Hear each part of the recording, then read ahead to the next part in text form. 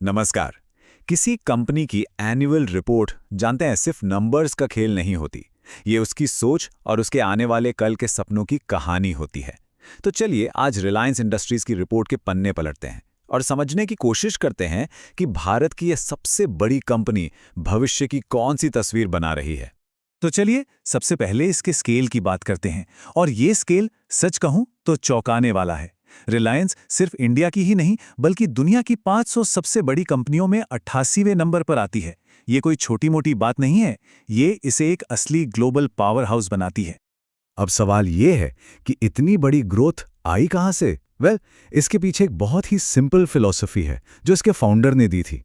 Growth is life, मतलब विकास ही जीवन है। ये सिर्फ एक स्लोगन नहीं है, ये वो मंत्र है जिसने दशकों से इस कंपनी की हर चाल को, हर फैसले को गाइड किया है। तो पहला सेक्शन एक विशाल कंपनी, और यहां हम ये समझने की कोशिश करेंगे कि रिलायंस सिर्फ एक बिजनेस नहीं बल्कि एक तरह की नेशनल इंस्टीट्यूशन क्यों बन गई है।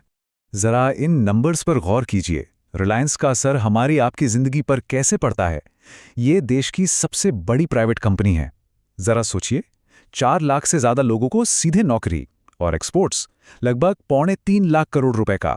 ये आंकड़े सिर्फ नंबर नहीं है, ये बताते हैं कि कंपनी की ग्रोथ देश की इकोनॉमी से कितनी गहराई से जुड़ी हुई है। तो अगला सवाल ये उठता है कि ये पावर हाउस करता क्या है, मतलब पैसा आता कहां से है। चलिए इसके ग्रोथ इंजन्स के अंदर झांकते हैं। ये देखिए, कंपनी की कमाई का सबसे बड़ा हिस्सा करीब करीब 6.25 lakh crore oil to chemicals यानी O2C बिजनेस से आता है। आसान भाषा में कहें तो तेल को रिफाइन करके फ्यूल और केमिकल्स बनाने का काम। लेकिन उसके ठीक बाद देखिए, रिटेल और डिजिटल सर्विसेज हैं। तो एक तरफ पारंपरिक बिजनेस है और दूसरी तरफ नए दौर के कंज्यूमर फेसिंग बिजनेस। एक स्मार्ट मिक्स है ना। और जब हम रिटेल की बात करते हैं तो ये सिर्फ एक बिजनेस का नाम नहीं है, ये वो 19,000 से ज्यादा स्टोर्स हैं जहां से हम और आप रोजमर्रा की चीजें खरीदते हैं। ये लाखों लोगों से जुड़ा सीधा कनेक्शन है। फिर आता है डिजिटल। सोचिए, 48.8 करोड़ सब्सक्राइबर्स, ये संख्या इसे दुनिया के सबसे बड़े डेटा नेटवर्क्स में से एक बनाती है। ये आज के डिजिटल इंडिया की एक तरह से बैकबोन है। और ये है कंपनी का इंडस्ट्रियल हार्ट, इसका ऑयल टू केमिकल्स बिजनेस। ये वो इंजन है जो न सिर्फ भारत की बल्कि दुनिया भर की इंडस्ट्रीज को पावर देता है, और रिलायंस इसमें एक ग्लोबल लीडर है। चलिए अब बात करते हैं उस खास कनेक्शन की जो रिलायंस और भारत के बीच है। ये कंपनी की पूरी स्ट्रैटेजी का कोर है, ये मानना कि कंपनी की तरक्की देश की तरक्की में है। और चेयरमैन के ये शब्द इस बात को बिल्कुल साफ कर देते हैं। ये सोच कि कंपनी का भला तभी होगा जब देश का भला होगा, यही इनकी हर प्लानिंग के सेंटर में रहता है।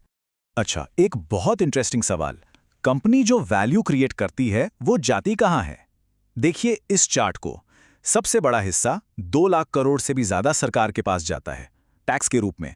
फिर एक बहुत बड़ा हिस्सा ग्रोथ में रीइन्वेस्ट होता है। तो एक तरह से कंपनी का बनाया हुआ पैसा वापस घूमकर देश की इकोनॉमी में ही लग रहा है। ठीक है, तो अब आते हैं असली रिपोर्ट कार्ड पर। इतनी बड़ी बड़ी बातें तो हो गईं, लेकिन फिस्कल ईयर 25 के नंबर्स क्या कहते हैं? इस स्ट्रैटेजी ने काम किया या नहीं? चलिए देखते हैं। सबसे पहले रेवेन्यू 10 लाख करोड़ रुपए से ज्यादा, मतलब सोचकर ही लगता है कि कितना बड़ा स्केल है ये। और बात सिर्फ बड़े होने की नहीं है, ये लगातार बढ़ भी रहा है।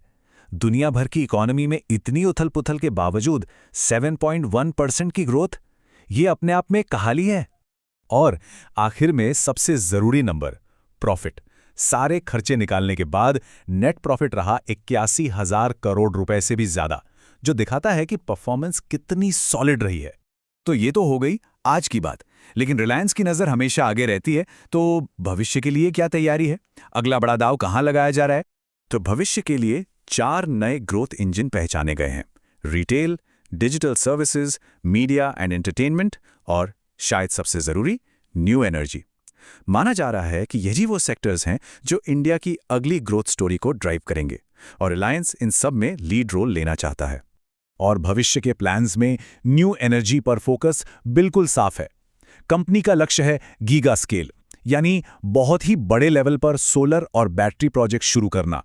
ये सिर्फ एक बिजनेस की बात नहीं है, ये भारत के सस्टेनेबल फ्यूचर को बनाने की तरफ एक बहुत बड़ा कदम है। तो ये पूरा एनालिसिस हमें एक बड़े सवाल पे लाके छोड़ देता है। जब कोई एक कंपनी पूरे देश की उम्मीदों को पूरा करने का एक जरिया बन जाती है, तो वो आगे चलकर कौन सी नई उम्मीदें जगाएगी, कौन सी नई आकांक्षाओं को शक्ल देगी। खैर, ये देखना वाकई दिलचस्प होगा।